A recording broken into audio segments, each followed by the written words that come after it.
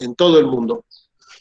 Es por eso que es importante saber y es importante tener en cuenta, independientemente de la especialidad que uno vaya a hacer, porque por allí esto vamos a, fundamentalmente como nuestra vida médica, nos va a tocar y nos va a tocar cruelmente muchas veces, ¿no? Yo tanto como médico, acá veo muchas mujeres, digamos como su vida obstétrica, y recuerden que siempre decimos que quizás en la etapa de la mujer que mayor complejidad para su salud pueda tener es durante el embarazo. Eso no lo olviden nunca, hagan la especialidad que hagan.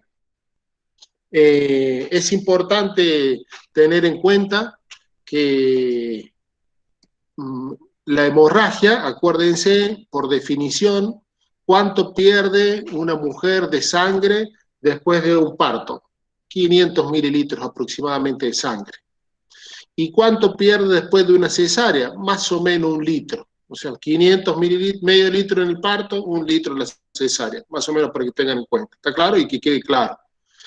¿Cuántos litros de sangre tenemos nosotros en el cuerpo? 4 litros y medio, 5. ¿Está? Entonces pierde mucho. Pierde mucha sangre la mujer, es mucho. Imagínense si está anémica.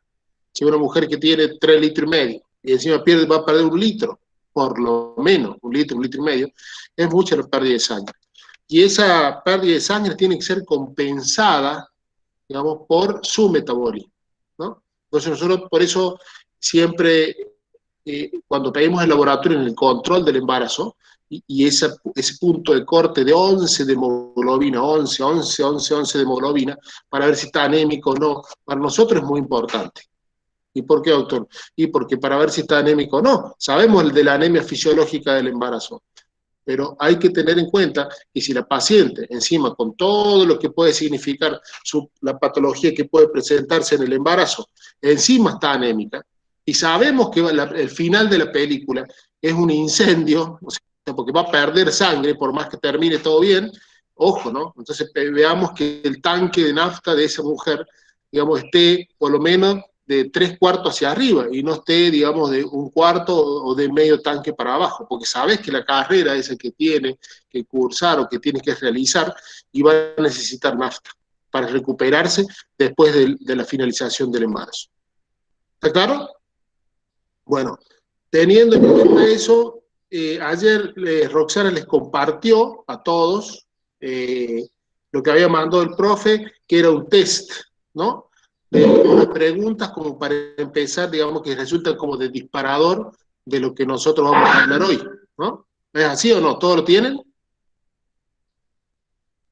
No, profe. ¿No lo tienen? No. Profe, no nos mandó.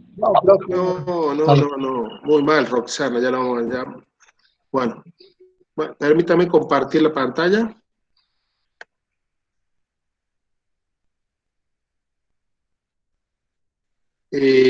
Bueno, vamos a ver. ¿Ven ahí? ¿Están viendo lo que yo veo?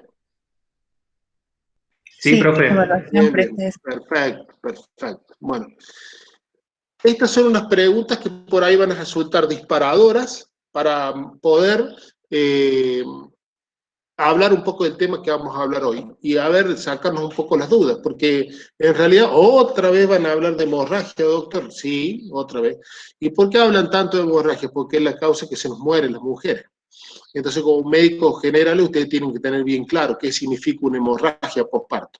Y por ahí a lo mejor, mientras ayer estaba hablando el profe, o seguramente también el doctor Monge, bueno, habrán salido algunas dudas, porque cuando hablan de códigos rojos, cuando hablan de atonía, la ley de las 4T, por allí, entonces es importante tener en cuenta cómo nosotros podemos darnos cuenta si estamos frente a una hemorragia postparto, ¿no? Entonces acá, bueno, en esto que resulta como disparador, vamos a hacer unas preguntas. Acá tenemos un pequeño caso clínico como para empezar. Dice, paciente que ingresa al servicio de ginecología y obstetricia a las 3 de la mañana, con embarazo de 32 semanas. 32 semanas, ya saben que a esta altura que son 7 meses, una tensión arterial 180-110, una frecuencia cardíaca de 92 latidos por minuto y una frecuencia cardíaca fetal de 145 latidos por minuto. En trabajo de parto, en fase activa, 3 de la mañana, 180, 110, 92 de frecuencia cardíaca y frecuencia cardíaca fetal de 145. A las 3:30 se atiende parto vaginal, se realizó manejo activo del tercer periodo del parto y se obtiene feto muerto de 1005 gramos. A las 3:40 paciente presenta sangrado vaginal abundante. Se encuentra agitada, pálida, una frecuencia cardíaca de 115 latidos por minuto, una tensión arterial de 60-30 milímetros de mercurio, y te dice que defina el cuadro de shock hipovolémico utilizando la tabla que a continuación se expone. Ahí la vemos. Pero qué catastrófico esto, ¿no? O sea, vamos viendo hasta ahora, digamos. Imagínense una mujer joven con 7 meses de embarazo que de repente ingresa, todo bien, con trabajo de parto, 7 meses, se me adelantó, estoy con dolor, doctor, tiene el niño que fallece o que nace muerto, y después en 40 minutos estar todo más o menos bien, o en 1 hora de que llegó de la casa, estamos frente a un caso catastrófico, digamos, de un shock, posible shock hipovolémico, ya vamos a ver, y que a lo mejor nos puede llevar la vida de la paciente, ¿no? ¿Estamos hasta ahí? Estamos hasta ahí. Bueno, este cuadro es lo que van a tener que aprender, porque este cuadro le va a servir para toda su vida médica, ¿no? Entonces, en realidad consiste en aproximadamente la pérdida de volumen que puede tener la mujer, en una mujer más o menos de un peso entre 50 y 70 kilogramos, la calidad del sensorio, la perfusión. ¿Cómo ustedes valoran la perfusión? ¿O cómo pueden valorar que valoran la perfusión sanguínea? A ver, José Albornoz, Abraham.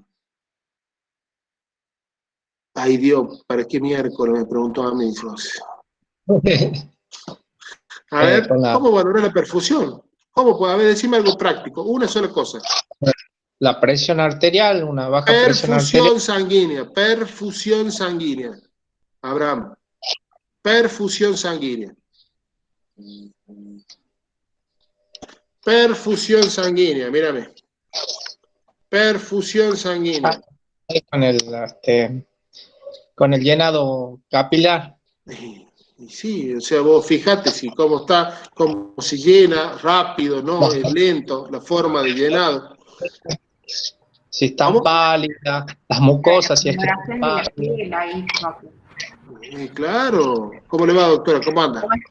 ¿Todo bien? Entonces, eso es fundamental. Parece una tontera, pero imagínate en ese momento catastrófico que la ves ahí a la paciente. Digamos, bueno, vos estás consciente, estás usando tu método científico cerebral, que es lo que vos tenés que usar como médico. ¿Ah? El pulso, la frecuencia cardíaca, la presión arterial sistólica, que es lo que más nos interesa, el grado de shock que vamos a sacar acá, y si esa paciente por ahí va a ser necesario tener transfusión o no.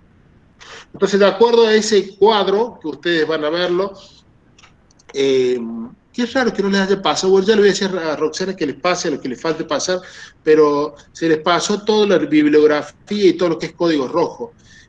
Obviamente que eso lo van a tener que leer porque le vamos a preguntar en el examen, pero es muy interesante que ustedes tengan esa información como médico, y si les interesa el tema, porque van a entender un montón de otras cosas ahí, porque cuando hablamos de shock o índice de shock, no es solamente acá en obstetricia, sino también en todas las especialidades, ¿no?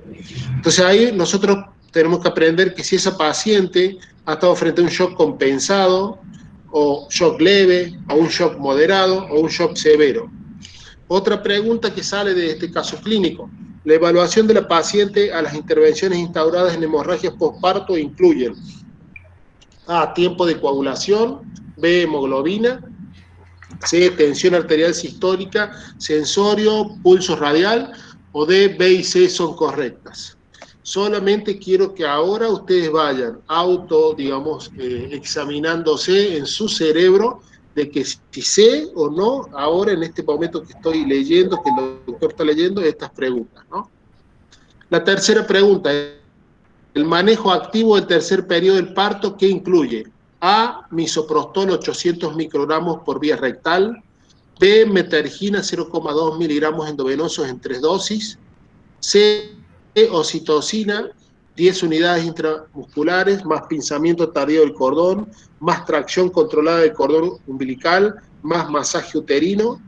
Y D, oxitocina 10 unidades endovenoso, más pinzamiento temprano del cordón, más tracción controlada del cordón umbilical, más masaje uterino. Si yo le preguntara ahora, a ver, ¿qué es el tercer periodo del parto? A ver, ¿qué es el tercer periodo del parto? La opción D. El alumbramiento. Ajá. Y bueno, nosotros el manejo activo del tercer periodo del parto. ¿Qué significa eso? Ya lo hemos visto eso. Ya lo dijo el doctor Mons. Ya lo dijo el doctor Volati. ¿Qué es? ¿El tercer tiempo no es el alumbramiento? Sí, pero ¿qué es el manejo activo del tercer tiempo? Obviamente que si vamos a decir el primer tiempo, dilatación, expulsión, alumbramiento, sí, está todo claro. Esos son los periodos clínicos del trabajo de parto. Eso cuando te pregunten cuáles son los periodos clínicos del trabajo de parto. Pero lo que nosotros decimos manejo activo del tercer periodo del trabajo de parto. O sea, en realidad sería, ¿cuál es el manejo activo del alumbramiento? ¿Qué significa eso, palabra manejo activo? De intervenir y no dejar que pase naturalmente. Claro, bueno, ¿y cómo lo hacemos? Creo que era la opción de la oxitocina, 10 unidades. Ajá. Bien. Y con pinzamiento del cordón umbilical, creo que decía, no me acuerdo. Claro, bueno, eso es importante que lo sepan, porque eso ya lo hemos hablado, ¿no? Y el doctor Monge ya lo ha hablado. El tercer periodo, ¿para qué se hace el manejo activo del trabajo de parto? Para disminuir en un 80% la hemorragia postparto. O sea, antes nosotros lo que hacíamos era, bueno, salió el bebé, perfecto, pincé el cordón y estábamos ahí con el cordoncito, esperando que la placenta se desprenda sola. Y hoy no, lo ideal es justamente cuando sale el hombro anterior o inmediatamente a la salida del bebé, le dicen a la enfermera que le coloque 10 unidades de oxitocina en bolo por Avon, inmediatamente se dice la salida del hombro anterior o cuando sale el bebé, y de esa manera ustedes van a pinzar el cordón y van a hacer, digamos, una tracción continua del cordón umbilical. Es una maniobra bimanual para que la placenta se desprenda, digamos, más rápidamente y tenga menos posibilidades de una hemorragia. ¿Ah? El alumbramiento dirigido, y sí tienen que tener presente que esa tracción tiene que ser sostenida, pero no fuerte y torpe, porque van a traer también el útero, entonces van a hacer una inversión uterina, que eso sería una complicación. Eso tengan bien presente cuando hagan esa tracción del cordón. Perfecto. Otra pregunta dice, en el manejo médico de la hemorragia postparto, la afirmación correcta es A, la administración endovenosa de oxitocina no se asocia a eventos adversos mayores. B, el ácido tranexámico puede utilizarse en persistencia de sangrado a pesar de medicamentos de primera o tercera línea o sospecha de sangrado de trauma. Otra, C, la carbetocina puede ser utilizada en el manejo de la hemorragia postparto. Y D, la dosis de misoprostol para el manejo de la hemorragia es de 600 microgramos por vía intrarrectal, ¿no? Otra pregunta. Pregúntale a su cerebro si saben, si realmente su cerebro está diciendo qué está hablando el doctor. Estaba en chino básico y estamos medio complicados a esta altura del año. Pero por favor, es lo que tenemos que saber. Con respecto a los balones hidrostáticos, es cierto que el taponamiento uterino puede ser utilizado de forma segura por más de 48 horas. No es necesario la aplicación del antibiótico profiláctico durante su utilización. La tasa de efectividad para el control del sangrado por hemorragia postparto secundario a atonía es del 94 al 97%. puede ser utilizado para el control del sangrado en caso de hemorragia arterial que requiera exploración quirúrgica. Otra pregunta, para el retiro del traje anti-shock no neumático, ¿qué es necesario? Un sangrado menor a 50 mililitros hora durante 2 horas, presión arterial sistólica menor a 90, comenzar el retiro por el segmento 6, continuar con el proceso si después de retirar un segmento hay disminución de la presión arterial sistólica de 20 milímetros de mercurio. En cuanto a las suturas hemostáticas para hemorragia posparto, es cierto que después de la realización de cualquier sutura compresiva uterina, la tasa global de histerectomía es del 50%. La sutura de Cho tiene excelente eficacia en el control hemostático del sangrado de las arterias hipogástricas. Otra opción, la presencia de coagulopatía no contraindica su uso. Y por último, el retraso en la realización de la sutura de compresión entre 2 y 6 horas tiene 6 veces más riesgo de falla en el procedimiento. La pregunta número 8, la cirugía de control de daños está indicada cuando la paciente cursa con temperatura de 37 grados, pH mayor de 7,35, tensión arterial sistólica de 110, sangrado de todas las superficies cortantes. Pregunta número 9. Los conceptos de reanimación hemostática incluyen la transfusión de glóbulos rojos, solo debe iniciarse después de reanimación con líquidos endovenosos mayor de 2 litros. Opción B, la transfusión de plasma y plaquetas siempre requiere los niveles de tiempo de protrombina y plasma. Los niveles menores de 1,6 gramos por litro de fibrinógeno están asociados con incremento en el riesgo de la hemorragia posparto masiva.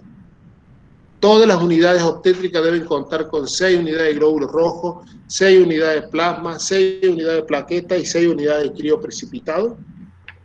Y por último, en código rojo obstétrico, ¿qué es correcto? A, el fortalecimiento de las estrategias de comunicación, como por ejemplo realizar tareas mancomunadas que son necesarias, la distribución de los miembros en útero, cabeza, brazos, es una propuesta que permite dar cobertura a la necesidad de la paciente. No son necesarias maniobras para evitar colocado mantas o sábanas precalentadas. Y por último, la clasificación de etiología no requiere un mapa mental compartido. No sé qué estaba hablando el doctor, estarán pensando algunos en cuanto a esto, digamos, de este caso y nosotros cuál es el ejercicio que tenemos que realizar, pero es importante tener en cuenta que todo esto es lo que tenemos que saber. Estas son las preguntas que ustedes tienen que saber responderlas. Y ese es el material que se les ha enviado, si no lo han recibido ya lo van a enviar para que ustedes lo tengan y lo lean, lo recontralean y lo entiendan. ¿Está claro? Y bueno, y después nos pregunten las veces que sea necesario. Pero es importante hacer ese ejercicio cerebral.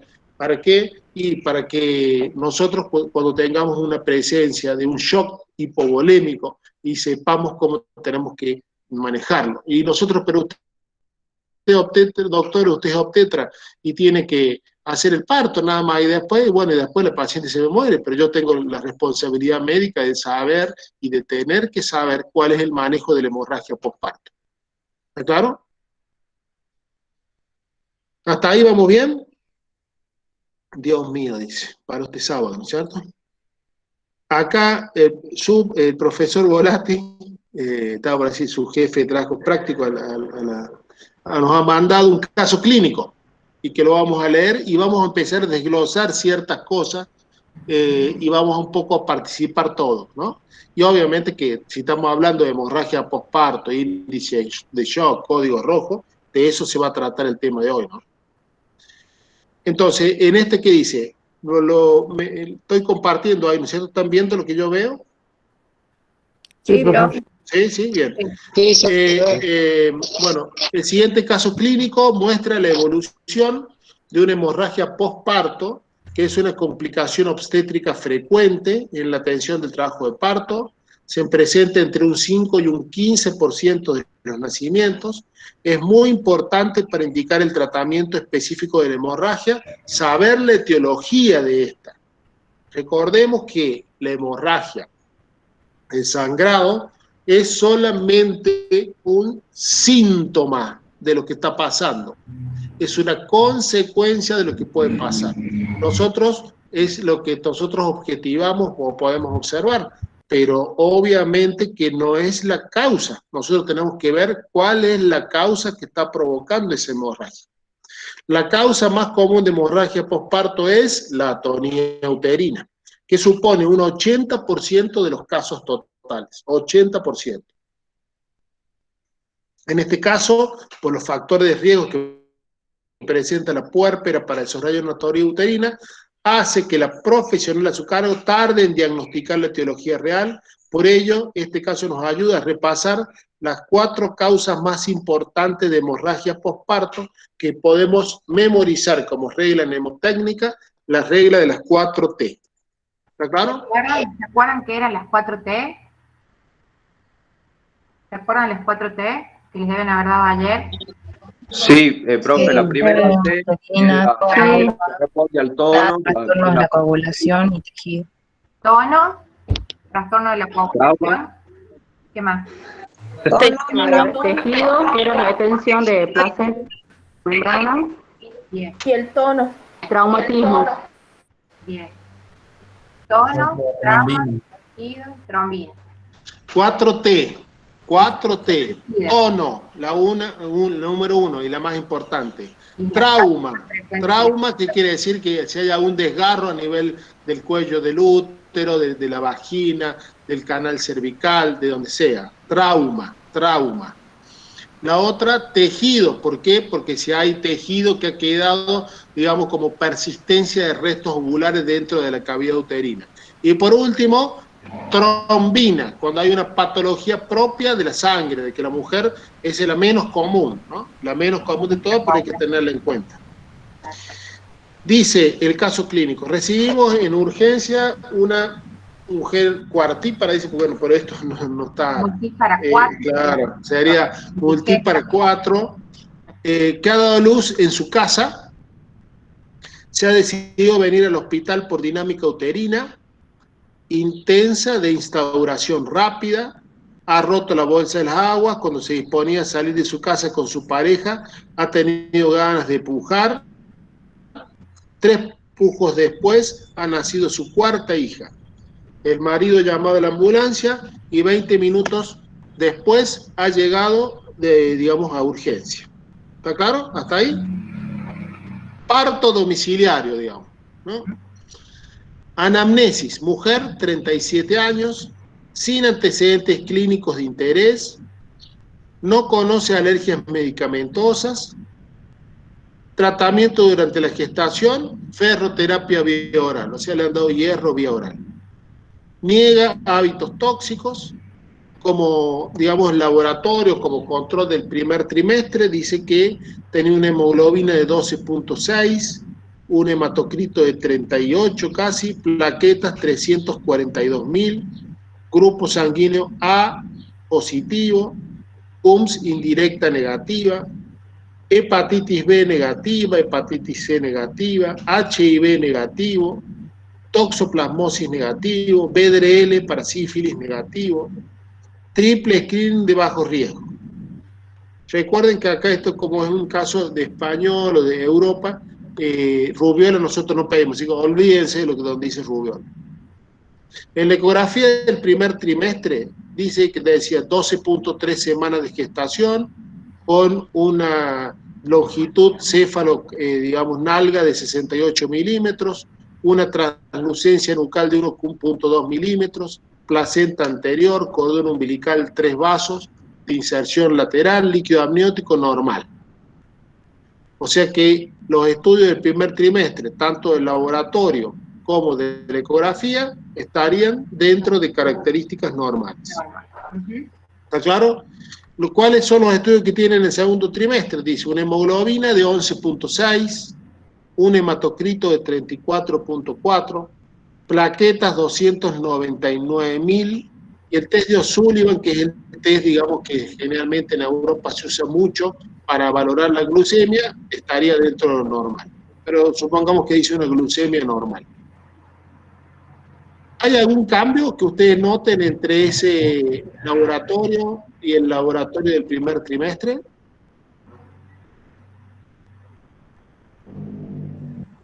A ver.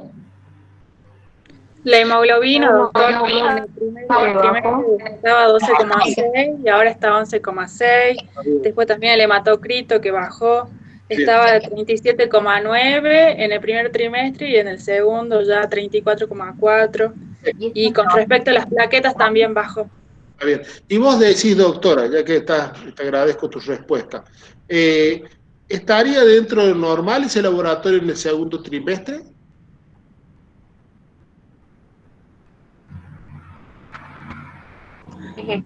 Con respecto a la hemoglobina, sí, 11,6.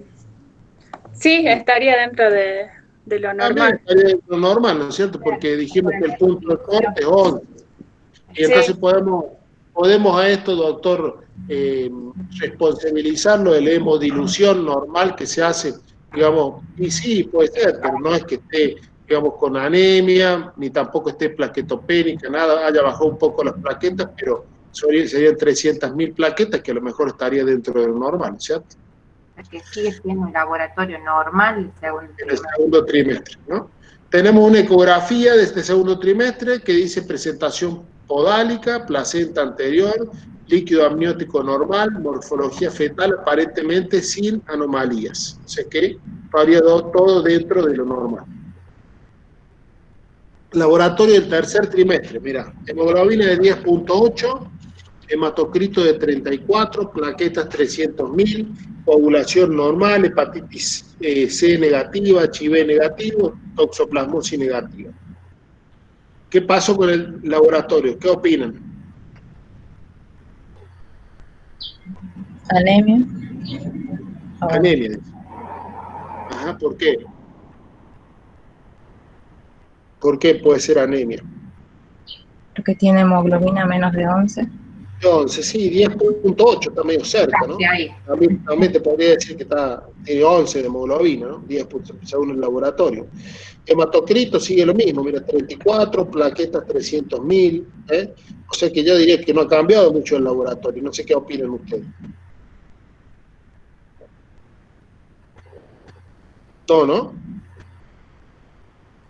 Está casi igual, ¿no? Está casi igual. La ecografía del tercer trimestre dice, mira, presentación cefálica, percentilo de crecimiento 98, Doppler fetal, arterias uterinas normales, placenta anterior, cordón 3 vasos, líquido amniótico normal. O sea... ¿Qué les dijo el doctor ahí? ¿Qué les leyó? ¿Qué les llama la atención de lo que el doctor les leyó ahí? En la eco. El cambio de posición puede ser, porque tengo una posición podálica y ahora está en el tercer trimestre en una posición cefálica. Está bien. Es esperable que al tercer trimestre vos tengas una presentación cefálica. Ya estamos en tercer trimestre.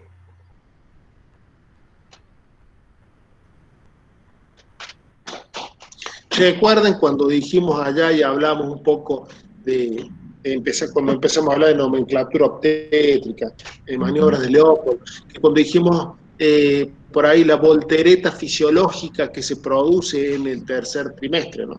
Y que por ahí, acuérdense que es importante tener en cuenta que la parte más voluminosa del feto siempre se presenta al estrecho superior de la pelvis.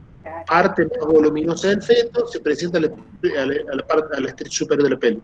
Entonces, la parte más voluminosa del feto, digamos, en todo lo que sea segundo trimestre, siempre va a ser la cola, la nalga.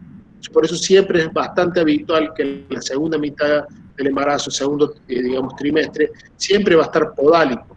Y en el tercer trimestre, digamos, como empieza a ser más grande la cabeza que el resto del cuerpo, se produce la voltereta fisiológica que ocupa, digamos, trata de ocupar, digamos, todo lo que sea el estrecho superior de la pelvis, ¿no? Entonces... Pesa más, y el feto gira y ya se pone encefálico. O sea que eso sí es esperable que ustedes en el tercer trimestre tengan una presentación cefálica. Pero ¿qué les llama la atención de lo que el doctor les leyó ahí en la eco? Profe, ¿puede ser que tiene un percentil mayor a 90? Exacto. Claro, el percentil de crecimiento 98, es grande aparentemente el feto, ¿entendés? Puede ser un chico macrosómico, ¿no? Después dice, en cuanto a los antecedentes personales, 3 partos eutóxicos, uno hace 8, otro hace 6 y otro hace 3 años, un aborto espontáneo, digamos a las 13 semanas en el segundo y tercero, y un parto eutóxico hace 20 minutos en su hogar, ¿no es cierto? Como dijimos. Exploración física. Puérpera consciente y orientada. Tensión arterial 112/76. Frecuencia cardíaca 76 latidos por minuto. Frecuencia cardíaca 70 latidos por minuto. Saturación de oxígeno 100 y una temperatura de 36,7. O sea que está bien, ¿no? ¿Qué Es opinas? importante eso por el cuadrito ese que les dijo el doctor que les van a mandar para que ustedes lo puedan observar. Claro. Usted, o sea, puérpera consciente y orientada. ¿Está bien, señora? ¿Cómo está? ¿Cómo se siente? ¿Cómo es su nombre? Y bueno, la mujer le contesta, está bien. Le toma la atención mientras la enfermera, 112/76, la frecuencia cardíaca es 70, tiene una buena saturación de oxígeno y no tiene fiebre. O sea que la mujer está bien, ¿o no? ¿Para usted está chocado o está normal? ¿O está bien? ¿Entra bien o no? Está dentro de los parámetros normales. Sí, sí, bien, está perfecto, está satura al 100%.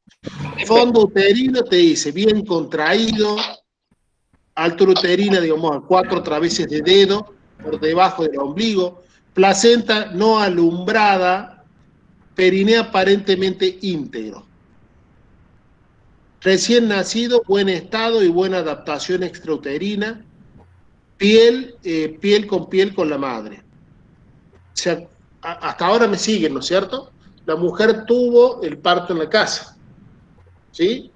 Entonces ya llega la ambulancia y lo encuentra la mujer ya con el bebé en los brazos, o en el pecho, si usted quiere. Y la placenta está adentro, te dice. Fondo uterino bien contraído, placenta no alumbrada, y el perineo aparentemente íntegro. O sea, vos le abrís la entrepierna a la mujer y no ves que haya ninguna laceración externa, al menos. ¿Está claro? Se acomoda en una sala de parto y se realiza el alumbramiento de la placenta con presión continua del cordón umbilical y masaje uterino en el fondo. Y se administra 5 unidades de oxitocina por vía intramuscular. ¿Vamos? Hasta ahí vamos. A los 10 minutos de haber alumbrado, inicia un sangrado vaginal abundante. No cede después del masaje del fondo uterino. Se ha de cambiar el empapador en varios minutos y se estima más de 500 mililitros de pérdida de sangre. Se comprueba fondo uterino, está blando, y la altura uterina supraumbilical. La puérpera refiere sensación de mareo, y se observa la piel pálida. ¿Ustedes qué creen? ¿Es la misma paciente que recibimos, digamos, cuando estaba la placenta adentro? Dios mío. ¿Qué pregunta? ¿Qué piensan? ¿Cómo está? ¿Cómo está la mujer? Me parece que ahí entraría en hemorragia postparto porque tiene una pérdida de más de 500 mililitros por parto vaginal. Bien. Y además el útero, después de que se expulsa el feto, tendrá que estar a nivel del ombligo y está aumentado de tamaño. Entonces podría ser que está acumulando sangre dentro del útero y por eso está aumentado de tamaño. Bien. Y además No está pálida. hay atonía. Te dice que el fondo está blando. Podría ser la causa más frecuente, digamos, la atonía uterina, pero podríamos pensar en otra también, porque podría coexistir dos, digamos. Por Podríamos ejemplo, ¿cuál? pensar también en una retención placentaria, por lo que dijo que todavía no se expulsó la placenta. A los 10 minutos. Bien, pero te dice que supuestamente vos sacaste la placenta y a los 10 minutos de haber hecho el alumbramiento comienza con esto. Está bien, otra de las factibilidades, a lo mejor vos me podés decir, doctor, pero ¿se habrán fijado bien que estaban toda la placenta íntegra? Habría que ver si... Está bien tu razonamiento, me parece correcto. Muy bien. Porque a lo mejor pueden haber quedado restos ovulares adentro. A lo mejor el médico que la recibió dice, salió la placenta. Vos llegás ahí y dices, pero estaba íntegra, ¿la vio, doctor? No, pero salió todo, doctor, no, pero la vio, no vio, usted que tenía todos los cotiledones, todo, y a lo mejor no la vio. ¿no? Recibió, le tiró al tacho y nunca. Claro, eso. Nunca la revisó. Bueno, está bien, es una de las cosas, ¿no? Pero, profe... Sabemos que el 70%, estamos aprendiendo, siempre va a ser atonía lo más común, pero eso le iba a decir. hay otras cosas que también hay que tener en cuenta. Entonces, si vos tenés en la cabeza las 4T, entonces la atonía sí siempre pensala, pensar en el trauma, si no hay ninguna laceración en el canal del parto, tiene un desgarro que se ve a simple vista y vea que sangra, ¿entendés? Pensar en la persistencia de restos ovulares y no pienses tanto, a no ser que tengas muchísima mala suerte, el 1% de las posibilidades es que la mujer esta haya tenido un problema de sangre, pero si ha tenido un control de embarazo más o menos normal y que vos estás viendo el control de los laboratorios, que tenía esto todo normal, ahí ya hubiera salido si tenía algún problema de digamos, alguna alteración de coagulopatía, de disminución del tiempo de protrombina o lo que fuera, ¿entiendes? ¿Profe? Sí, profe. Además, esta paciente tenía otro factor de riesgo, que era que tenía un feto que tenía un bebé, un chiquito grande, o sea, tenía un percentil de crecimiento mayor a 95. Entonces, eso ya era un factor de riesgo para pensar en una sobredistensión uterina y pensar en la principal causa de la hemorragia posparto, que es la atonía. Perfecto, perfecto. Anita Ábalos, ¿quién es? Anita Ábalos. ¿Está? Anita Ábalos. Sí, profe, acá estoy. A ver, prende la cámara. Porque no veo que tengas prendida la cámara. Anita, ¿qué pensás vos de todo esto que estamos hablando? No se me prende la cámara. ¿Qué pensás vos? ¿Qué pensás de esta mujer, de este caso? ¿Te parece interesante? ¿Que coincidís con lo que dicen tus compañeros? ¿Tenés algún razonamiento propio? Sí, coincido con mis compañeros, lo que decían de la paciente. Ajá. Con la atonía uterina que presentaba. Ajá. ¿Y por qué, por ejemplo, vos decís que es una atonía y no decís que es una persistencia de restos ovulares, por ejemplo? O no podés pensar, vos te jugás más por la atonía, pero está bien, pero ¿por qué? ¿Por qué decís eso? Porque en la exploración física decía que tenía el útero, o en la palpación era el útero blando, y que no había, y la altura uterina estaba como aumentada. ¿Está bien? Sí, perfecto, muy bien. A ver, bueno, sigamos adelantándonos. ¿Qué características tenía esa paciente? Ahora, ¿cómo está la paciente? Doctor. Sí. Otro factor de riesgo podría ser la multiparidad. Claro, sí, muy bien, sí, perfecto. Se puede agotar el músculo uterino, producir la Perfecto. atonía. Seguro. Claro, seguro. yo coincido con Lourdes porque podría ser un agotamiento, porque tuvo un parto precipitado, digamos, que fue muy rápido. También, sí, perfecto. Y en cuanto a cómo está la paciente, por ejemplo, dice, se comprueba fondo uterino que está hablando, a la altura uterina supraumbilical, la puerpera refiere sensación de mareo y se observa la piel pálida. Doctor, no me siento bien, no, me falta un poco el aire, no me siento bien, estoy como mareada, igual a la vez que está pálida la mujer. Sí, porque el útero tendría que estar contraído, tendría que tener la retracción por la formación del globo de seguridad epinar, para que se ocluyan los vasos que están sangrando, y entonces, como no sucede eso porque el útero está hablando, entonces pierde sangre. Y además, bueno, se está Pero además la pérdida que tiene la hipotensa. paciente, Se está eso, chocando. por la pérdida que tiene la paciente de 500 mililitros, podría explicar los síntomas que ella después tiene. Claro, entonces ahí a lo mejor había una compañera de ustedes que ayer mientras el profe hablaba de esto, le decía, doctor, pero ¿cómo nos damos cuenta? ¿Cómo nos damos cuenta de la pérdida? ¿Cómo nos damos cuenta? Buena la pregunta, excelente. Ya te voy a mostrar cómo más o menos nos damos cuenta. Pero antes de darse cuenta de la pérdida, de cuantificar la pérdida, que es sumamente importante también, mira a la paciente. Si la paciente que vos recibiste tenía una frecuencia cardíaca de 70, 112, 76, no estaba febril, saturaba al 100%, y ahora el paciente está diciendo que está mareada, no está pálida, a lo mejor le toma la tensión y tiene ese 70, 40, ¿entendés? Y tiene una frecuencia cardíaca que tenía de 70 y tiene 110. Ojo, pero no pierde mucho, doctor, ¿eh? No pierde mucho. Y no es solamente no pierde mucho.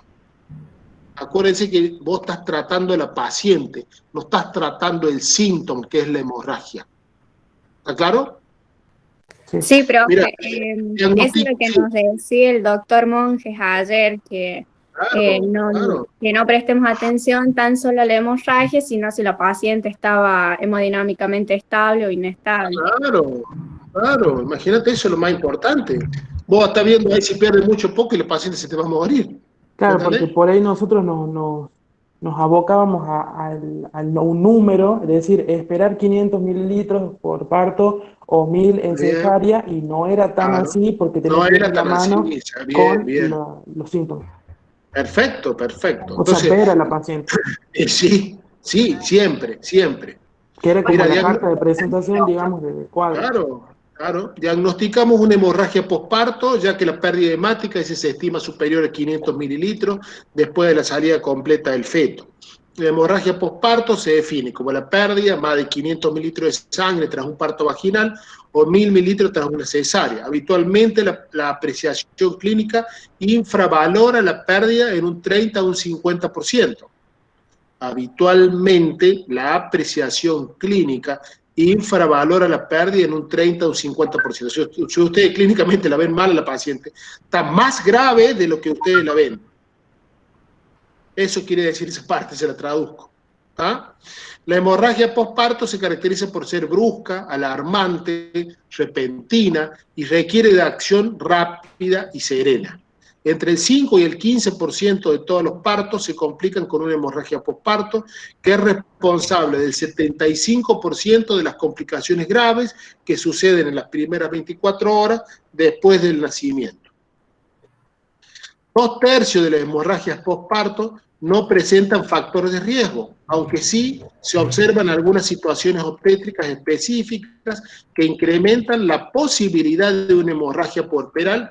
Estos factores de riesgo son embarazo múltiple, macrosomía, parto prolongado, más de 12 horas, fiebre intraparto, ruptura prematura de membranas mayor a 24 horas, parto precipitado, multiparidad, placenta previa, acretismo placentario, cirugía uterina previa, intervenciones tocoquirúrgicas. La paciente presenta factores de riesgo de hemorragia posparto como multiparidad, macrosomía fetal y parto precipitado. O sea, que ustedes están razonando bien lo que están diciendo. O sea, esto es lo que ustedes están diciendo y estamos aseverando y estamos sobredimensionando y tratando de poner en los libros lo que ustedes están pensando en el caso clínico. Pero hay algo muy interesante de lo que dice en este pequeño, digamos, escrito, que dice que el 70% de las pacientes no presenta ningún síntoma. O sea que aquella paciente que a lo mejor tiene shopping con un embarazo de 9 meses, 8 meses y medio, porque anda comprándole ropa al bebé, está perfecta, anda caminando con tacos altos, pintada, tarea peinada, con todo excelente, pasó por la cama solar y todo, esa mujer también tiene riesgo de hacer una hemorragia posparto. Y lo peor de todo, que esa mujer no tiene ningún riesgo. Entonces, acuérdense que el 70% de las pacientes no presentan riesgos previos para una hemorragia posparto. Obviamente que esta es la que está en esta nómina, que dice embarazo múltiple, parto prolongado, todo eso. Si eso nosotros lo tenemos, entonces sí, tenemos que abrir recontra grande los ojos, porque esta mujer seguramente tiene alto riesgo, va a hacer una hemorragia. ¿Está claro? ¿Alguna duda hasta ahí? No, profe. ¿No? De mi parte, no. Bueno, ¿se durmieron? No, ¿Se durmieron? estamos despiertos. Estamos despiertos. Están tomando mate, café, ¿qué tal? O coca, ¿no? O una coca, digamos, está fresco para tomar agua, ¿eh? Un jugo. Mientras no tomen vodka, ahora temprano no hay problema. Mate. Bueno, tenemos la hemorragia, diagnóstico diferencial. ¿Con qué podemos hacer diagnóstico diferencial? La hemorragia posparto tendrá mejor pronóstico en función de lo temprano que se diagnostique e inicie el tratamiento, como todo. Para poder acertar el tratamiento deberemos saber la etiología de la hemorragia. Las principales etiologías se engloban en una regla mnemotécnica conocida como las 4T. O sea, si no aprenden cuando nosotros les preguntemos qué es la hemorragia posparto, 850.000 veces repetimos lo mismo, más de 500 mililitros en parto, más de 1 litro en la cesárea, y cuáles son las etiologías de la hemorragia, que son las leyes de las 4T, imagínense, o sea, todo el tiempo estamos repitiendo lo mismo. La falta de tono muscular o atonía es la causa del 80% de la etiología. Puede ser la sobredistensión del músculo uterino, gestaciones múltiples, fetos macrosómicos, hidrocefalia fetal, etc. El agotamiento muscular del útero, que presentan los partos prolongados, los partos precipitados o las mujeres multíparas. La infección, las anomalías uterinas como presentan los úteros miomatosos o las placentas previas, la administración de fármacos úteros relajantes como betamiméticos, nifedipina, sulfato de magnesio, los tipos de traumas que pueden ocasionar una hemorragia posparto, ¿cuáles son? La laceración cérvico-vaginal, prolongación de la histerotomía en la cesárea, ruptura uterina, ¿no es cierto? Inversión uterina de mayor riesgo en placentas fúndicas, tracción excesiva del cordón o paridad aumentada. El tejido retenido en el lecho placentario puede ser parte de un cotiledón placentario o membranas ovulares. Las alteraciones de la trombina pueden deberse a alteraciones de la coagulación, alteraciones adquiridas durante la gestación como la preeclampsia o síndrome de HELP, o el desprendimiento prematuro de la placenta normoinserta, o administración de algún tratamiento previo. Entonces, la ley de las 4T, tono, la atonía uterina, trauma, fijarse siempre bien si hay alguna alteración o lesión, laceración a nivel del canal vaginal, a nivel cervical y a nivel externo, digamos, algo que esté sangrando específicamente, una laceración a nivel de los parauretrales, a nivel, digamos, de lo que nosotros hicimos la episiotomía, un desgarro a nivel del ano que está sangrando, todos tienen que fijarse. Y obviamente, como decimos, la persistencia de restos ovulares, observando y tratando de ver si la placenta salió íntegra, si le faltó algún cotiledón o algo por el estilo. ¿Está claro? ¿Ahí vamos? Sí. Tengo dos dudas. Sí. Dice que la inserción, en el caso clínico, la inserción es anterior de la placenta. ¿Eso tiene algo que ver? Y no, a ver, te respondo eso primero. A lo mejor. O a ver, te escucho la otra y a lo mejor respondo los dos juntos. Dale. Y después dice que en el alumbramiento de la placenta tenía una tracción sostenida del cordón. Sí.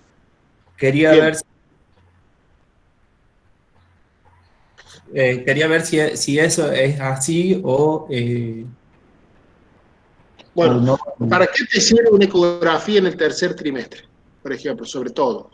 No solamente para ver el crecimiento del feto, acá te digo que tiene una macrosomía, tiene una, digamos, está por encima del percentilo 90, o sea que es un feto macrosómico, que para ver el peso, para ver el líquido amniótico, pero también para ver la ubicación placentaria y el grado de maduración placentaria. La ubicación placentaria, vos acordate que siempre el útero vos tenés que verlo como si fuera un huevo. Un huevo tiene dos caras laterales, una cara anterior, una cara posterior, una cara superior o fúndica y una cara inferior o previa. ¿Previa a qué decimos? Previa a la presentación fetal, por eso decimos placenta previa. Cuando la mujer tiene placenta previa, entonces ahí sí tenemos un riesgo. ¿Un riesgo de qué? Un riesgo materno y un riesgo fetal. Un riesgo materno porque esa mujer te puede hacer una hemorragia digamos, en cualquier momento del embarazo, en el parto o en el posparto inmediato. ¿Está claro? Entonces, a eso se refiere con la ecografía, que la placenta estaba en la cara anterior, o sea, está normalmente ubicada. No es una placenta previa. Lo que a vos te interesa saber es que dónde está ubicada la placenta, si la placenta es previa, ¿me entendés? Y si la placenta es previa, de inserción baja, tiene 3 cesáreas, entonces hay que decirle a la ecografía, che, fíjate, no tendrá un acretismo, fíjate bien, hacerle un Doppler a la placenta para ver si no tiene vasos que extravasan o que pasen el miometrio, ¿entendés? Entonces, eso no es que el diagnóstico te lo va a dar la ecografía, vos lo pensás al diagnóstico. Vos tratás de razonar el diagnóstico por los antecedentes y vas a usar el ecografista como método complementario a tu razonamiento. Todos los métodos complementarios son eso, complementarios. Es tu razonamiento y tu uso del método científico el que va a llevar al verdadero diagnóstico de la paciente. ¿Está claro? Bueno. Primera respuesta. La otra era, ¿cuál era? La de tracción del cordón, que dice ahí que hace una tracción sostenida del cordón umbilical. Una vez que sale el bebé, le pones las 10 unidades de oxitocina en bolo, o sea, estás haciendo, digamos, un manejo activo en tercer tiempo, eso así se denomina. ¿Para qué hace eso, doctor? Cuando te pregunten en el examen. Y sí, doctor, si yo hago un manejo activo del tercer tiempo de trabajo de parto, voy a disminuir en un 80% la posibilidad de hemorragia postparto. Esa sería la respuesta. Perfecto, doctor. Vaya nomás, ya está, ya aprobó la materia. Si respondes así, ya está. Eso quiere decir que has entendido lo que estás estudiando. Si no, estás estudiando de memoria. ¿Entendés? Y de memoria no te sirve nada. Esto es esto, razonar lo que estás estudiando. Ojalá que estudien todas las materias así. Y yo siempre decimos que una de las debilidades que nosotros vemos en ustedes es eso, repiten como loro. Y lamentablemente el método de enseñanza que utiliza la universidad, y no sé si es el óptimo, porque te hace repetir como loro todo desde primer año, ¿entendés? Y es como que vos se fuera un libro y no razona nada. Nosotros lo vemos cuando decimos un caso clínico, vos dijiste la clasificación, dijiste todo, bla, bla, bla, bla, y de repente, bueno, y si tiene una paciente así, te quedas callado totalmente, porque no entendiste nada. Y eso no sirve nada, porque vas a salir a rendir y te vas a olvidar todo lo que dijiste, si lo que olvidaste, te lo olvidaste. ¿Entendés? Lo que vos razones va a ser lo que te queda. Y algo así, como para aportarle, más allá de la tracción sostenida que sabemos que tenemos que hacer siempre de la placenta, nunca olviden de revisarla la placenta. No es que la placenta sale y se tire en el tacho de los residuos patológicos para que salgan. No, tienen que revisar, ver la integridad de las membranas ovulares, ver la cara materna, la cara fetal de la placenta, ¿sí? Entonces vos le colocás las 10 unidades de oxitocina y vas a agarrar el cordón, que vos tenés la pinza de coger ahí, vas a ir traccionando sostenidamente y con la otra mano, va a ir como ayudando esa tracción sostenida desde el fondo uterino. Uno lo tenés abajo y el otro te lo tenés acá arriba, ¿entendés? Eso es la tracción sostenida y constante. Sostenida y constante. No es que yo tiro el cordón, porque si no me voy a quedar con el cordón acá en la mano. Y la placenta lo que hace adentro. ¿Está claro? No ayuda nada, al contrario, peor todo. ¿Estamos hasta ahora? Bien. ¿Cuál es el tratamiento o las recomendaciones que tenemos que hacer a esta paciente? Existe una secuencia de actuación delante de la hemorragia postparto, con unas medidas básicas, una conducta en función de la etiología y un tratamiento farmacológico uterotónico. Este tratamiento queda explicado detenidamente ahora. Es importante y muy efectivo el tratamiento preventivo de la hemorragia, así como la identificación de los factores de riesgo. Se ha comprobado que el tratamiento activo del alumbramiento está asociado a una reducción de la mitad del riesgo de la hemorragia. El tratamiento activo del alumbramiento consiste en las siguientes actuaciones. Uso de uterotónicos antes del transcurso de 1 minuto después del nacimiento. La oxitocina es el fármaco de elección, ya que tiene menos efectos secundarios que los ergotónicos, o sea, los derivados de la ergonovina, que van a provocar más hipertensión, náuseas y vómitos, ¿eh? Se puede administrar de las siguientes maneras: 10 unidades intramuscular, 5 unidades en bolo endovenoso, 10 a 20 unidades a una velocidad de 100 a 150 mililitros hora. Acuérdense que lo que nosotros utilizamos y que tienen que anotarlo, y es la pregunta de examen, es 10 unidades de oxitocina en bolo ¿Está claro? Apenas sale el hombro anterior, contracción sostenida del cordón umbilical y ayuda del fondo uterino para disminuir la hemorragia postparto. ¿Está claro? Se pregunta de exámenes, que anótenlo lo que les acaba de decir el doctor, ya les dijo una pregunta. Aplicar una tracción. La pregunta y la respuesta. Claro, aplicar una tracción controlada del cordón y realizar masaje uterino tras la expulsión. Evolución, mira, 20 minutos del nacimiento, al llegar a urgencia, la paciente se ingresa a la paciente y al recién nacido de 20 minutos de vida. La paciente presenta buena coloración de la piel y mucosa, acordate, a 20 minutos del nacimiento, constantes, vitales de 112-76, dijimos, frecuencia cardíaca 70 latidos por minuto, una temperatura de 36,7 y una saturación de oxígeno de 100, estaba mejor que yo la paciente. El recién nacido presenta una buena coloración de piel y mucosa, una frecuencia cardíaca de más de 100 latidos por minuto, una respiración relajada y sin esfuerzo, responde con llanto a la manipulación, aún unido por el cordón umbilical la madre y la placenta inserta. Acuérdense cómo llegó, ¿no? ¿Está claro? Dios mío, ahí venía todavía con el cordón. ¿Qué tema cuando, por ejemplo, ustedes están en la casa y cómo cortarían el cordón, no? Dios mío. ¿Cortarían el cordón antes de llegar? Ustedes siendo los mejores médicos de ambulancia. Se acomoda en la sala de parto, se mantiene el contacto piel con piel y se realiza el pinzamiento del cordón umbilical. Ahí recién. 20 minutos del nacimiento, cuando ya había nacido en la casa y ahora está en el hospital. ¿Ah? Digamos, a los 40 minutos del nacimiento, 20 minutos después de la llegada al hospital, se visualiza un sangrado vaginal junto con el signo de desprendimiento placentario de Alfiel. Este le encanta preguntar al profe, ¿no? Ajá. Le encanta preguntar, los signos de desprendimiento. Le encanta preguntar eso, así que más vale que eso, cuando estudien alumbramiento, estudien todos esos signos. La matrona realiza una tracción leve. Matrona sería la licenciada, en España se le dice la licenciada de obstetricia. ¿Está claro? ¿Saben eso? ¿No saben cuál es la diferencia entre obstetra y obstétrica? ¿Saben? Yo no sé, profe. ¿Quién dice? No sé. Yo, Brenda.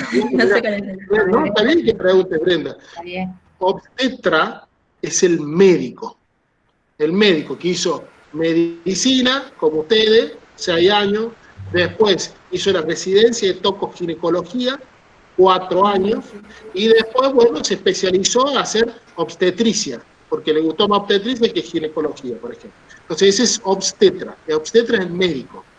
Y obstétrica, o licenciada en obstetricia, es, digamos, también una carrera, digamos, universitaria, pero, digamos, no es médico. ¿Está claro? La licenciada en obstetricia no es médico. Claro, es una licenciatura, como dice. O sea que es como una carrera anexa, como la carrera de enfermería. ¿Está claro? Entonces, bueno, es un acompañante muy importante del equipo de salud, que trabaja conjuntamente, pero la responsabilidad que tiene la licenciada en obstetricia no es la misma que tiene el médico. A vos el juez te va a venir a vos a hacer juicio, no a la licenciada en obstetricia ni a la enfermera, porque el médico tiene plata, acuérdense, tiene mucha plata. Las ganas de poner plata. Por eso todo no se imaginan la casa que tiene la doctora Faría, el auto, los 4x4, viaja todos los años a Europa, 3, 4 veces, no, entonces no, como tiene mucha plata, entonces, digamos, los abogados buscan sacar el plata al médico, ¿no? Bueno, esa es la realidad tan, digamos, errada totalmente de la gente que piensa, pero bueno, no importa. Ustedes van a ser médicos, ustedes son médicos para hacer plata, ¿no es cierto? Claro, van a ser ricos, multimillonarios, siendo médicos. No, esa es la respuesta, no, pero bueno, no importa. Sigamos con ese pensamiento. Las licenciadas en obstetricia, de hecho, no hacen cirugía obstétrica, claro, ¿sí? Claro. Solamente los partos, pero son un equipo están formadas para controlar los embarazos de bajo riesgo y los partos de bajo riesgo. Claro. Entonces cuando se te complica, ya te llaman, porque bueno, como bombero vos tenés que llegar para solucionar todo, ¿entendés? Todo el mocazo que a lo mejor hay, ya está todo incendiado, y bueno, vos tenés que llegar. ¿Sí? Profe, y su trabajo debe estar más acotado, o sea, más recortado, digamos, el de la obstétrica en cuanto al manejo de los fármacos o no, o sea, debe estar... El manejo de los fármacos puede manejar únicamente en un embarazo de bajo riesgo. Hoy, mira, ese tema justamente en Argentina se está debatiendo hay una ley que están queriendo imponer de que la licenciada en obstetricia también pueda manejar fármacos, pueda recetar. Y bueno, por ahí no sé hasta qué punto, digamos, como médicos, nosotros, digamos, no estamos de acuerdo como sociedad. Pero bueno, ese es un punto aparte. Pero que el acompañamiento que tenemos de ellas es necesario, es muy necesario, porque imagínense si estamos hablando de que el 75, casi 80% de los embarazos, 85% son de bajo riesgo, ¿entendés? Entonces, obviamente que es una ayuda muy importante para nosotros, porque la gran mayoría de los partos son de bajo riesgo. Cuando se complica, bueno, ahí aparecemos nosotros. ¿Ah? Ok. Bueno, sigamos. Dice, a los 40 minutos, 20 minutos después de llegar al hospital, se visualiza un sangrado, la matrona realiza una tracción leve y continua del cordón y la puérpera realiza un pujo espontáneo desprendiendo la placenta y membrana.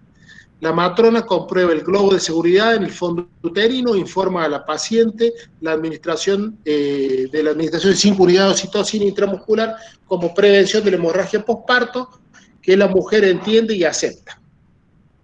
A los 50 minutos del nacimiento, mientras es preparada y administrada la oxitocina intramuscular por la residente de matrona, la matrona procede a la revisión del canal blando del parto, que no presenta desgarro ni laceraciones, pero se inicia un aumento del sangrado vaginal en cantidad abundante. La mujer presenta una buena coloración de piel y mucosas, estado de conciencia 98, estado consciente, perdón, tensión arterial 98-56 y una frecuencia cardíaca de 90. Un pequeño recuerdo que al principio había llegado con una tensión de 112, 76, frecuencia cardíaca de 70 y una saturación de oxígeno de 100, ¿no? Ahora, 50 minutos después del nacimiento, el estado consciente está bien, tensión arterial 98-56 y frecuencia cardíaca de 90. La matrona realiza masaje en el fondo uterino para comprobar involución uterina correcta que presenta relajación del músculo al cese del masaje. A los 60 minutos del nacimiento, la mujer refiere sensación de mareo, tensión arterial de 90-50 y una frecuencia cardíaca de 100 latidos por minuto. La matrona pide a la residente que vaya en busca de la obstetra, de la doctora Farías, y coloque una vía venosa periférica. Solicita al auxiliar que le ayude a colocar una sonda vesical permanente. Hasta ahí, ¿usted qué dice? ¿La obstétrica ha actuado bien hasta ahora, digamos? ¿Cómo actuarían ustedes? Hasta donde estamos viendo, hasta la hora del parto. Sí, porque era controlar los signos vitales, la frecuencia cardíaca, la tensión arterial. Ahí no aparece la saturación de oxígeno. Después había que colocarle, el doctor Monge nos había dicho que era preferente colocarle 2 vías, no una sola. Bien. Por si pierde mucha sangre, entonces poderle colocar gran cantidad de sangre, que tenía que ser de 14 a 16 G, había dicho. Y había que también, tal vez que tendremos que también colocarle alguna manta térmica para evitar que entre en hipotermia. Está bien, pero escúchame, doctora, perfecto, pero vamos por parte. Eso tenerlo en tu cabeza, en tu cerebro, lo que tenés que hacer. Pero hasta ahora la mujer va a 1 hora del nacimiento de la casa, o sea, hace media hora la tenemos ahí en la guardia, le sacaron la placenta, le pusieron, digamos, la oxitocina, y empieza a ver, digamos, ve que no hay desgarro a nivel del cuello, no hay ninguna laceración, y empieza a ver que empieza a perder con más sangre de lo normal, eso empieza a observar, y le está controlando la tensión, 90-50, 100 latidos por minuto, cuando vemos que va complicándose un poco la cosa, ¿no? Entonces, ¿qué dice la obstétrica? Che, anda a llamar al médico, anda a llamar a la doctora Farías, que está descansando, que venga a ver, porque, ¿entendés? Obviamente, ¿Cómo? Digo que pide ayuda y eso es importante. Claro. Cada cosa que ellos hagan, no tengan miedo ni vergüenza de pedir ayuda, porque entre colegas también nos pedimos ayuda, que eso es importante. Por ahí no que solo podemos solucionar las cosas, porque está una vida en riesgo acá, que es la de la madre, que se está hipotensando, se está taquicardizando, o sea, se está chocando. La primera mención que dice el código rojo es pida ayuda. No importa que sea el profe Volati. ¿Usted cree que el profe Volati no pide ayuda también? Porque va a se la sepa toda. No solo no podemos trabajar. Esto es un trabajo en equipo. En equipo de los médicos, licenciada en obstetricia, enfermera, circulante, todo. Gente del laboratorio, clínicos, todo. Este es un trabajo en equipo para ayudar, digamos, a la sobrevida de la paciente, ¿no? Ya estaba canalizada supuestamente y solicita al auxiliar que le coloque una sonda vesical permanente. Está bien, o sea que hay que controlar la diuresis. Porque si vos estás pensando que se puede estar chocando, tenés que controlar la diuresis. A los 75 minutos del nacimiento se está administrando el suero por la vía venosa periférica. Se contabiliza 100 mililitros de orina clara. Las constantes de la mujer son tensión arterial 86-45, frecuencia cardíaca de 105 latidos por minuto, el sangrado vaginal continúa siendo abundante, la coloración de la piel y el estado obnubilado, se administra 20 unidades de oxitocina en un suero fisiológico de 500 mililitros que pasa en 20 minutos y se administra flujo de oxígeno mediante gafas nasales. O sea, le ponen, digamos, las narinas para que empezar oxígeno al 100%. ¿Ah? El recién nacido se ha acomodado con el padre, al que le pregunta si la mujer presenta alguna coagulopatía o enfermedad pregestacional, que niega. O sea, le pregunta al padre, no sabe si tiene alguna enfermedad de la sangre, tu mujer, o alguna, ¿cómo estuvo el embarazo? Eso, traducido es así. No, el embarazo está todo bien, siempre estuvo bien, y hizo los controles que hizo. Bueno, gracias a eso, solamente querés saber, ya está. Bueno, pregunta esas dos cosas al familiar, ya está. Descartas un montón de otras cosas. La obstetra, o sea, ya está la doctora Faria, y entonces indica la administración de metergina intramuscular, ¿no? La presencia del anestesista y vuelve a realizar una revisión del canal blando del parto, esta vez con valvas, o sea, ya pide las valvas, llama al anestesista, a la doctora Farías, y le dice, che, a ver, fíjate, controlame ahí arriba, cómo está, digamos, la frecuencia cardíaca, la tensión arterial, a ver si le podés hacer una pequeña inducción anestésica, porque quiero ver bien cómo está el canal, dice la doctora Farías. Entonces, pide un ayudante, unas valvas, que son los separadores vaginales, para ver cómo está el canal. Eso, ¿está claro? ¿Y por qué? Porque en su cabeza, en la cabeza de la doctora Faria, están las 4T. Está descartando causas. ¿Ah? Dice, esta vez con valva, el canal blando del parto resulta íntegro. O sea que la doctora Faria dice, no pasa nada, no hay sangrado. Tras la administración de la metergina, cede levemente el sangrado, aunque sigue siendo más abundante de lo habitual. La obstetra solicita un ecógrafo donde se hallan restos ovulares en el lecho placentario. Con la mujer hidratada y sin dejar de hacer masaje en el fondo uterino, se traslada a quirófano donde el anestesista seda a la mujer y la obstetra practica un legrado. Al finalizar el legrado, el fondo uterino se encuentra bien contraído, los loquios escasos, la mujer presenta palidez cutánea, constantes, estables y dentro de la normalidad y una anemia moderada. ¿Está claro? ¿Está ahí? A ver, o sea que no habíamos visto bien, digamos, la placenta. ¿Ah? O sea, cuando vino, por ahí a lo mejor, cuando llegó de la casa con la placenta adentro, el bebé llorando ahí, le cortamos el cordón, le sacamos, digamos, hicimos alumbramiento, todo bien, le pusimos las medidas necesarias, pero aparentemente había quedado restos ovulares y eso no permitía la normal contractilidad del útero para que el sangrado continuara. ¿Vamos? Doctor, una consulta. ¿Puede Sí. variar el tema de la oxitocina? Porque ahí dice al comienzo que le ponen 5 unidades y bueno, nosotros nos dicen de que tenemos que poner 10 unidades al comienzo, al minuto. Claro. Son Son 10, por eso te digo. Independientemente que hay libros que te digan 5, 20, 10, Nosotros en la cátedra, y es lo que se hace en Argentina, es lo que se hace en toda Latinoamérica, porque esos son, digamos, como pautas, ¿entendés? Que se van renovando. Por ahí los libros a lo mejor no están tan actualizados y te dicen 15, 10. Por eso lo importante es esto, de decirte lo que se está usando ahora y cuál es lo último, para que vos sepas y estés actualizado en cuanto a tus conocimientos, ¿no? Ah, bien. Preguntaba porque el caso clínico decía que le habían puesto 5 unidades. Sí. Ahí a lo mejor también, y le puso, si vos me decís, doctor, 5 unidades y le puso por vía intramuscular, yo te diría, está mal. Está mal. Si estamos diciendo que tenemos la vía y se le tenés que poner 10 unidades por vía endovenosa, está mal, no va a cumplir adecuadamente, porque la forma de llegada de la oxitocina va a ser mucho más errática a través de la vía intramuscular que a través de la vía endovenosa.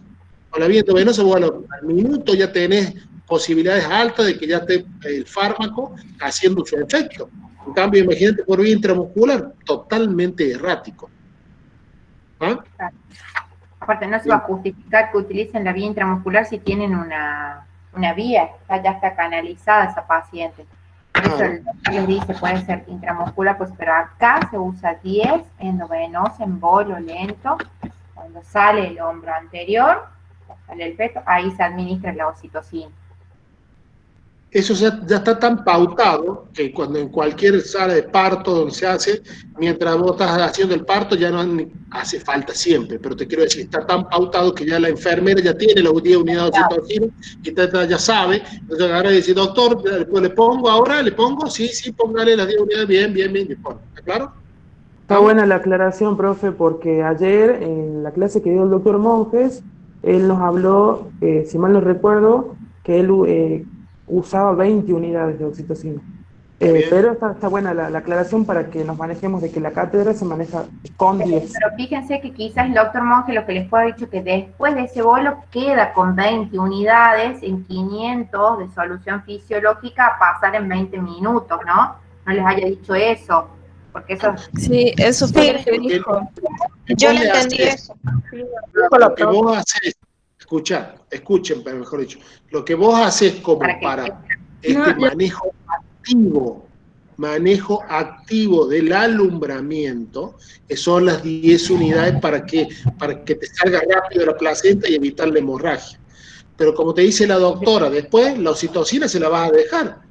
Y ahí le pones 15 a 20 unidades en el suero de 500 centímetros cúbicos de dextrosa y se la estás pasando por vía endovenosa, porque bueno, vos vas a controlar, después se va a ir a la habitación, la mujer está 1 hora ahí en la sala, digamos, de observación, que está al lado de la sala de parto, para ver que esté todo bien, no tiene una hemorragia, todo eso. Bueno, la enfermera la va viendo y te dice, doctor, mire, ya pasaron las 2 horas, está todo bien, ¿le podemos mandar a la sala? Sí, ya mandéla. Después de 2 horas, después de tener el parto. Entonces después vaya a la sala y sigue con la oxitocina. ¿Está claro? Eso es lo que te había dicho. Pero otra cosa, eso es como si fuera la dosis de mantenimiento. Pero otra cosa es lo que vos haces, las 10 unidades endovenosas en bolo para el manejo activo del alumbramiento. Ok. ¿Vamos?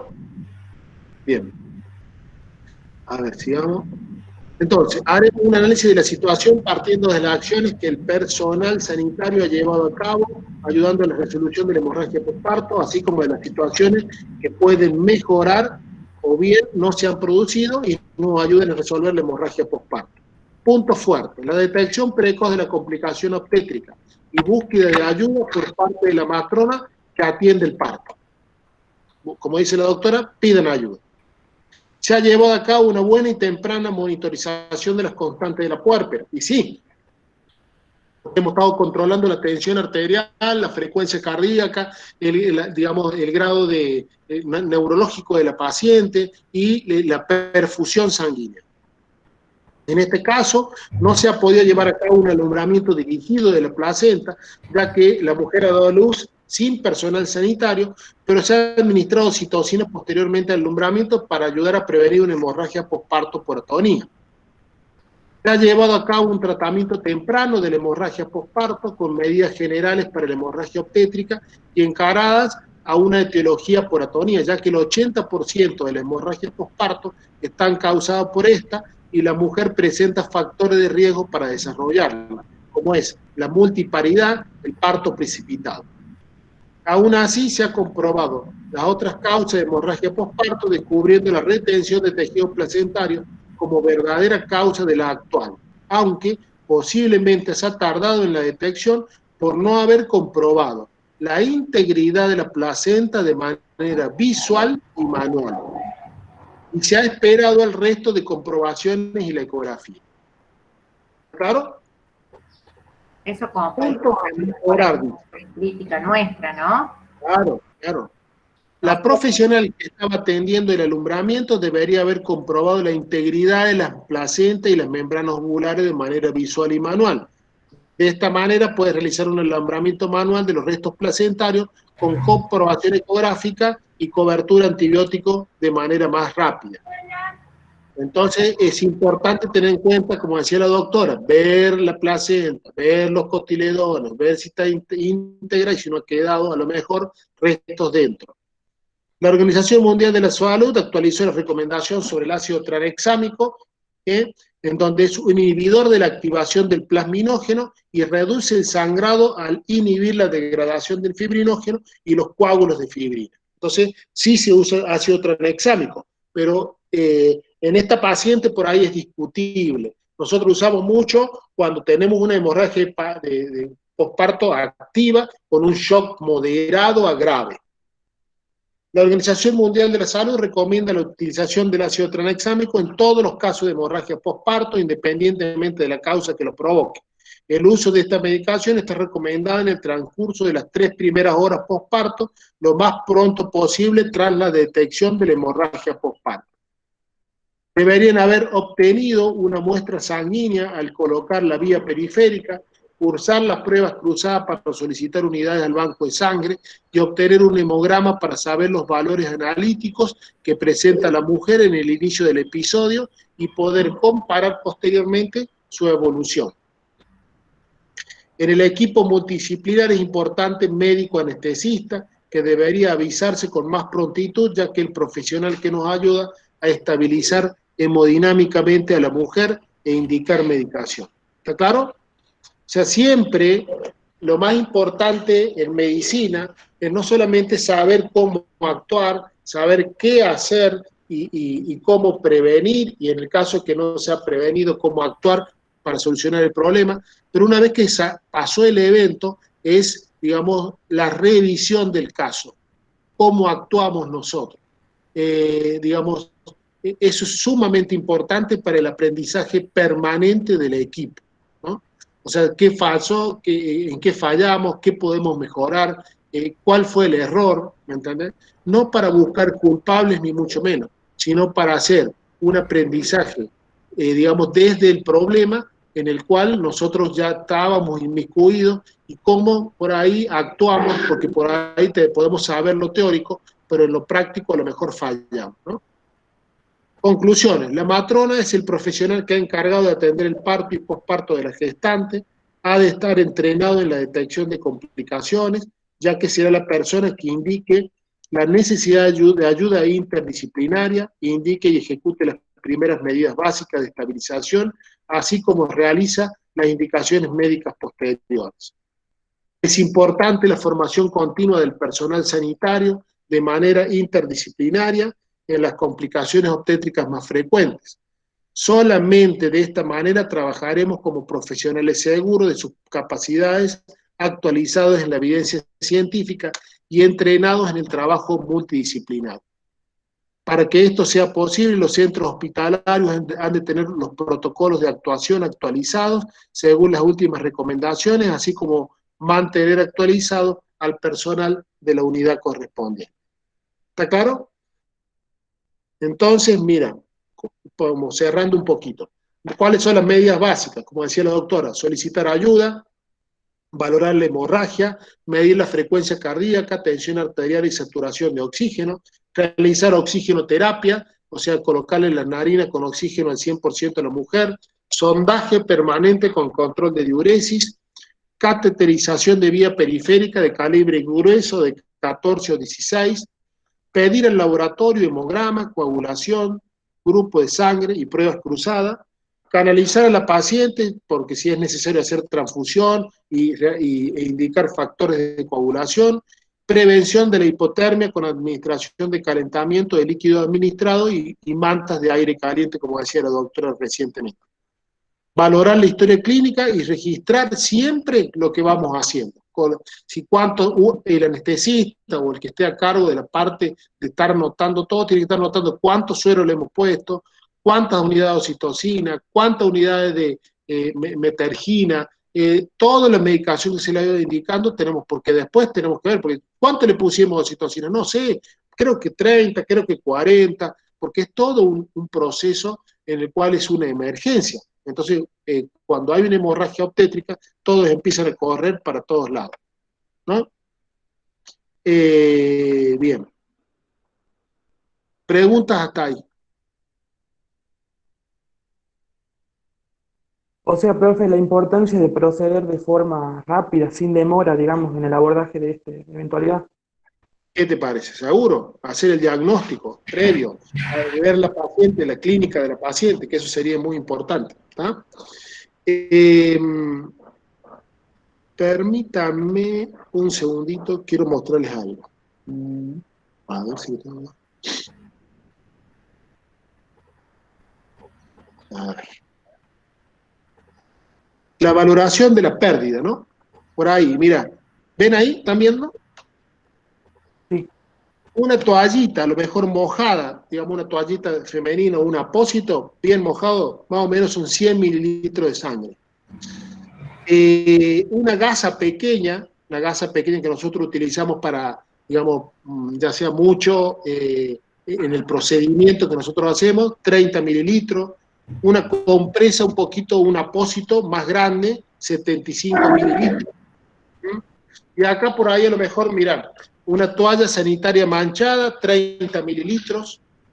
Una toalla sanitaria empapada totalmente, 100 mililitros. Nosotros lo que decimos, los apósitos postparto, que son más grandes que las toallas femeninas, cuando está totalmente manchada, por ahí podemos decir que tiene hasta 250 mililitros de sangre. Una riñonera, que es la que utiliza por ahí la enfermera para llevar y traer cosas, digamos, cuando nosotros nos asiste, mira, llena de sangre, digamos, aproximadamente serían 500 mililitros, o sea, medio litro de sangre. Y después tenemos las otras cosas, como por ejemplo, si nosotros vemos a la paciente, en la cama, que a lo mejor ya está en la sala, y el enfermero nos dice, che, doctor, venga rápido, porque está toda la cama manchada de sangre y la paciente está totalmente, digamos, el colchón y todas las sábanas con sangre. Y si hay una hemorragia posparto solo en la cama, más o menos son 1500 mililitros. Pero por ahí, si a lo mejor está no solamente en la cama, sino también cayendo por debajo de la cama y en el piso, 2000 mililitros. ¿Está claro? Entonces es importante tener, esto es algo teórico, no quiere decir que sea así, pero es para más o menos tenerlo en cuenta. Si ustedes ven este caso, que a lo mejor llegan a la habitación y ven que la mujer ha perdido sangre importante y ha manchado todas las sábanas y el colchón, y seguramente de esta manera casi están frente a 1 litro de sangre, por lo menos, o sea, 1000 mililitros, ¿no? Esto es lo más importante que tienen que tener en cuenta y es lo que tienen que aprender. Entonces, cómo valorar, digamos, el diagnóstico y la clasificación del grado de shock hipovolémico, ¿no? Entonces, como siempre, como dice el profe, es un semáforo, verde, amarillo y rojo. Y de acuerdo al grado del sensorio, a la perfusión digamos, de la paciente, al pulso, a la presión y a la presión arterial sistólica, nosotros vamos a valorar qué grado de shock puede tener esa paciente para clasificarlo y de esa manera poder actuar en consecuencia. Y esto es la vedette de ahora, es lo que tienen que saber y lo que le encanta preguntar al profe, que es el índice de shock, ¿no? ¿Qué es el índice de shock?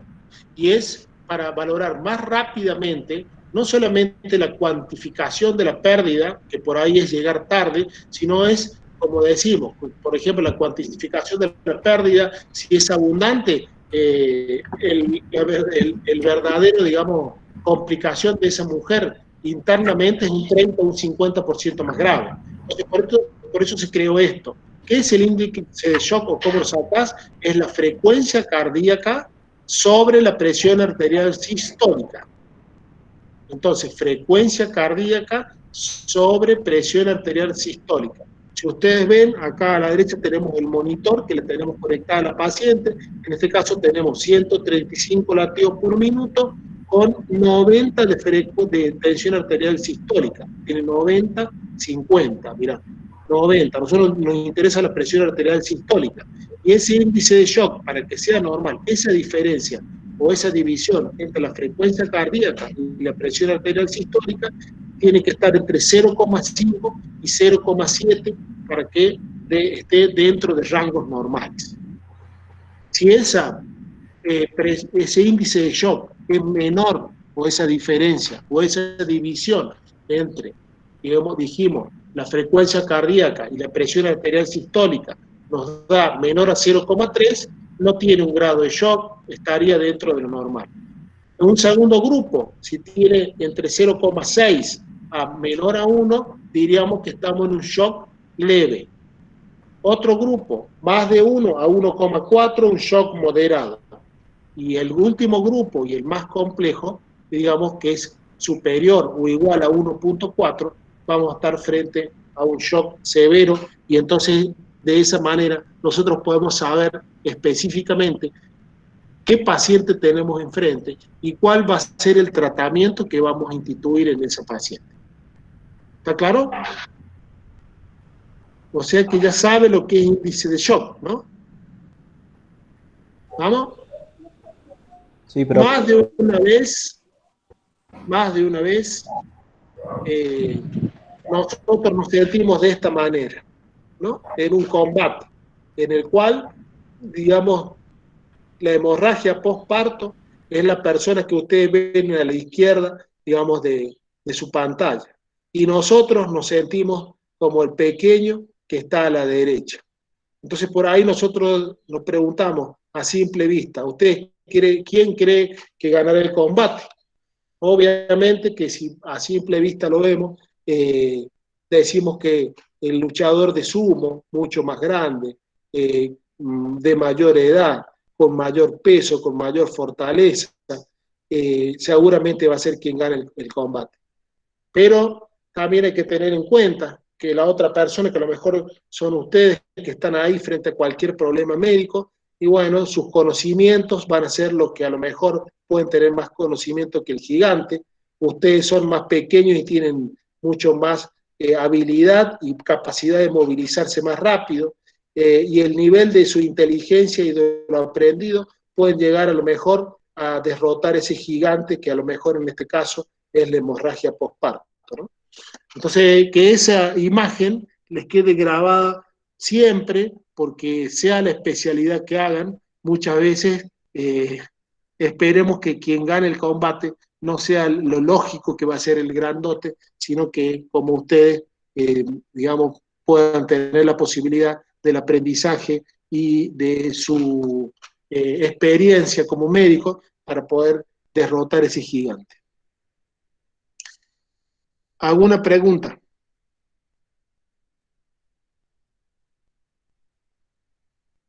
¿Duda?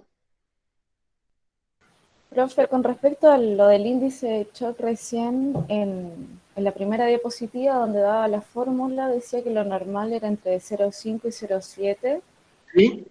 Y después en la otra donde daba los grupos, dice que el grupo 2, que es como shock leve, es ¿Sí? entre 0,6 y 1, y serían como valores similares a lo normal. Y sí, bueno, lo que pasa es que bueno, son diferentes grupos, lo que pasa es 0,5 y 0,7. Vos tenés ahí, son puntos, ¿no es cierto? Pero bueno, obviamente si vos sabés, grabate entre 0,5 y 0,7. Menor a 0,5, bueno, vos vas a estar sabiendo que al contrario, vas a tener una paciente a lo mejor que se te va a descompensar de otra manera. Pero si vos tenés por encima de 0,7 en esa diferencia, y bueno, obviamente que si tenés 0,7 y 1, después tenés entre 1 y 1,4 o más de 1,4, a lo mejor en este momento te vas a acordar porque a lo mejor estás aprendiendo, lo vas a estudiar de memoria la clasificación, pero después, como tu vida médica, acordate que entre 0,5 y 0,7, más de 0,7, más de 1 te va a acordar, ojo con este paciente. ¿Entendés? Y después vos valorarás si es una hemorragia, un shock moderado, grave, de acuerdo a la frecuencia cardíaca. Este es un índice que te va a ayudar, digamos, a saber antes de tiempo, antes que se te desencadene todo, antes que se te incendie todo, es apagar la mecha antes de tiempo. ¿Está claro, doctora? Es como un predictor de esta hipovolemia que vos estás viendo, es para estimar cuál es la pérdida de sangre masiva que está teniendo y poder predecir si vamos a necesitar transfundirla para actuar un poco más rápido. El predictor de la hipovolemia es el índice de shock. Más de 0,9, ya llegando ya a 1, ya te tiene que preocupar porque la paciente no está bien, entonces actúa rápido, que es una de las cosas que va a hacer dentro de todo el contexto, cuando tengas la hemorragia postparto. Bien, perfecto. Gracias. ¿Estamos? Bien. ¿Alguna otra duda? ¿Preguntas? Profe, disculpe que le vuelva a hacer la pregunta sobre dosis de mantenimiento de la oxitocina, porque la doctora Farias dijo que eran 500 mililitros, podrían ser, y en las diapos que nos pasaron dicen 1 litro de líquido. ¿Qué cosa? Pero no hay suero de 1 litro. Vienen de 500, la salud biológica viene de 500. Sí. Eso cuando vos tenés, ahora aprendete bien todo esto, después cuando hagas rotatorio y todo eso, vas a ver, ¿no? Que una cosa es la teoría, como siempre decimos, otra cosa es la práctica. Entonces vos tenés que adecuarte, saber la teoría, saber por qué estás indicando, y otra vez ver la práctica, ¿no? ¿Está claro? Bueno, profe, gracias. No, de nada, siempre en 500. Los sueros todos vienen de 500 mililitros, ya sea dextrosa, fisiológico, cualquier tipo de suero, el hemacel, lo que fuere, los almidones, lo que sea, todo viene en 500 centímetros. Springer, ¿no? ¿Vamos? ¿O qué otra duda?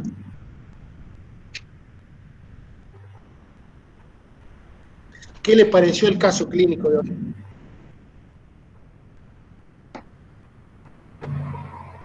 Estuvo bueno, estuvo bueno, estuvo interesante y nos obliga a tener todos los sentidos despiertos cuando se presentan estos tipos de pacientes. No desestimar nada y evaluar, digamos, todos los controles previos al embarazo y los antecedentes de la paciente, obviamente. Seguro. Al momento de pensar en la patología o en el problema. Lo importante es saber que...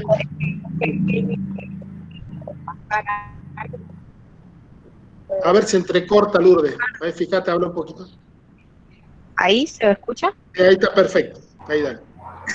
No, que decía que por ahí un pequeño error o el dejar pasar algo como mirar la placenta, a lo que puede llegar. Digamos. Mira vos. Qué bueno. Qué bueno eso, ¿no? Qué bueno que vayamos aprendiendo esas cosas, ¿no?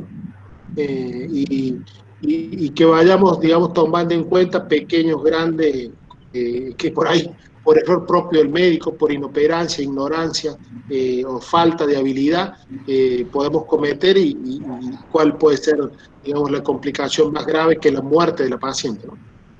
A ver, hay una pregunta, dice 20 unidades en 500 mililitros. ¿Cuántas veces se puede repetir con máximo? ¿Por cuánto tiempo? Disculpen, no entendí bien eso.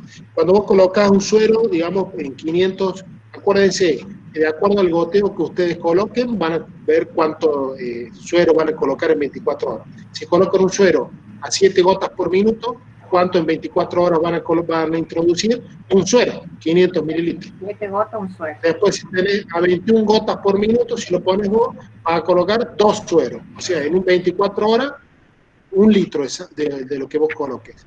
Si lo colocás, y así sucesivamente, la regla de 3, ¿está claro? Entonces es importante tener en cuenta. Nosotros generalmente se coloca el suero de B15 o a 20 unidades internacionales de oxitocina en 500 centímetros cúbicos de dextrosa, o podés usar fisiológico también, y lo pones a 21 gotas por minuto aproximadamente. ¿Está claro? Entonces, en realidad, en 24 horas le van a pasar 3 sueros, 1,5 litros. Y eso te va a servir para después, cuando vos controles los ingresos y los egresos. Entró 1,5 litros de líquido, entró, y los egresos para ver, digamos, metabólicamente cómo está la mujer respondiendo al tratamiento y compensándose de a poco. Recuerde que tuvo un shock, ¿no? Profe, y recuerde que la dosis máxima de oxitocina son hasta 40 unidades. Claro, perfecto. ¿Estamos? ¿Alguna otra duda, pregunta? ¿Está todo claro? Bueno. Sí, profe, hasta ahora todo bien. Seguramente lo que, bueno, vamos a ir hablando de este tema, vamos a ir hablando de lo que es código rojo, es muy interesante, y bueno, vamos a ir insistiendo sobre el tratamiento, digamos, específicamente farmacológico, el tratamiento médico, y después mínimamente usted no lo van a saber, no tiene por qué saberlo bien, pero sí tiene que saber qué son los balones, para qué se usa, cuáles son, digamos, las suturas hemostáticas, para qué se usan, para qué, no cuáles son o cómo se realizan. Por ahí nosotros le damos, digamos, por ahí más información, pero solamente por el hecho de tratar de actualizar la información y que mínimamente sepan lo que se hace en nuestra especialidad. Pero obviamente yo no lo voy a explicar, no le voy a preguntar en el final cómo se realiza una sutura de Lynch, porque no es para el pregrado, sino eso es para el posgrado, lo que quieran hacer el día de mañana en la residencia, y cuando estén rindiendo para la residencia, bueno, ahí sí yo les voy a preguntar, digamos, cómo se hace la técnica de Lynch, porque eso ahí lo tienen que saber. ¿Está claro? Bueno, a ver, otra pregunta. Retención de tejido, creo que es la segunda en frecuencia. Doctor, disculpe. Sí. ¿Qué se hace en el caso de que, bueno, en este caso clínico, el bebé nació muerto? ¿Sí? Entonces la madre capaz que entra en desesperación, llorando, entonces... En el primero. Recuerda que en el clínico tuvo en la casa. Sí. Sí. O sea, ¿se podría administrar alguna medicación o algo para tranquilizarla?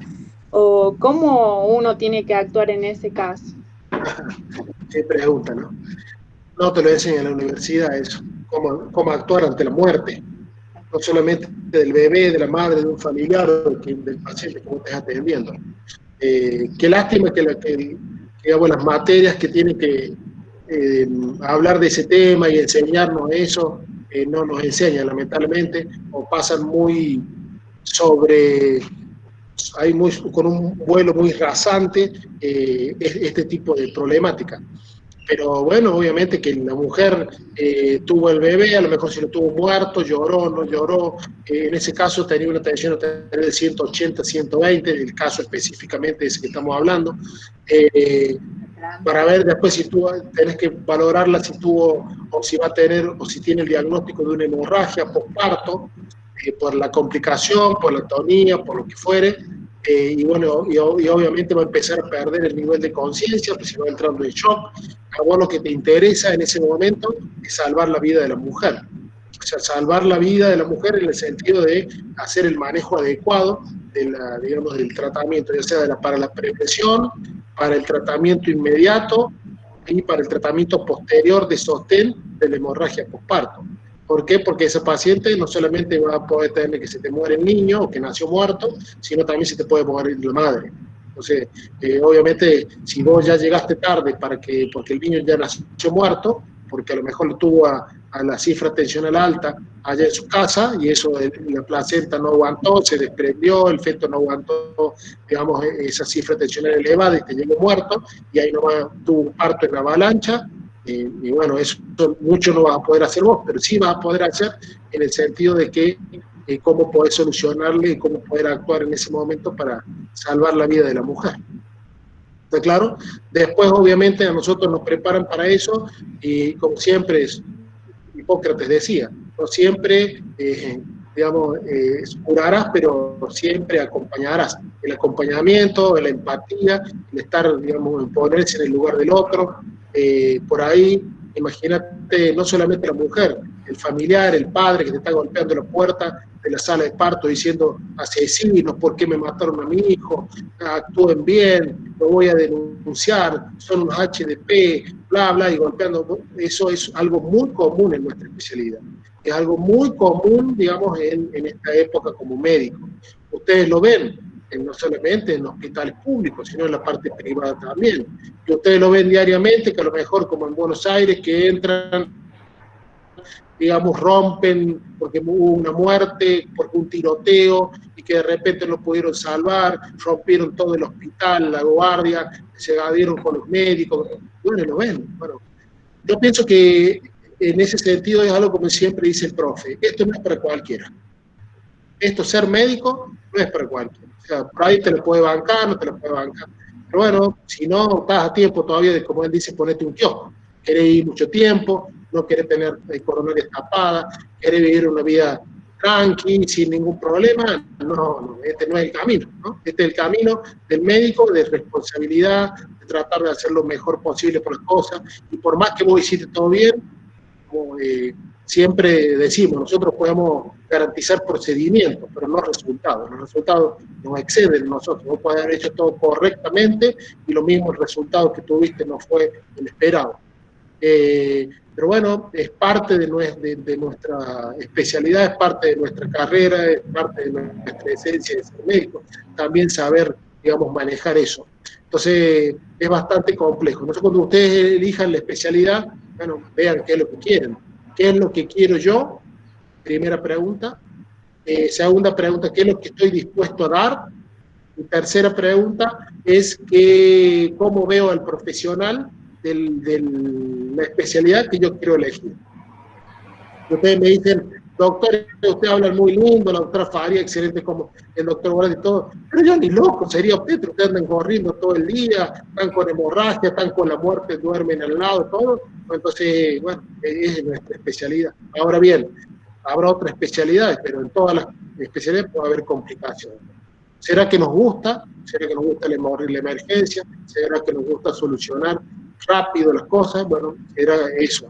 Pero bueno, también todo tiene su costo familiar, su costo de salud y su costo de que, por ejemplo, a lo mejor tu hija no puedes verlo en los momentos importantes de su vida, cumpleaños, el 24 de diciembre o algo, porque vos tenés que estar adentro de un quirófano solucionando una hemorragia postparto. ¿Profe? Sí. Además también creo yo que este caso trae y pone en el tapete, digamos, la discusión, si se quiere, de los partos domiciliarios versus los partos en lugares que están habilitados, acordes para partos, cesáreas, para la recepción de un niño, digamos.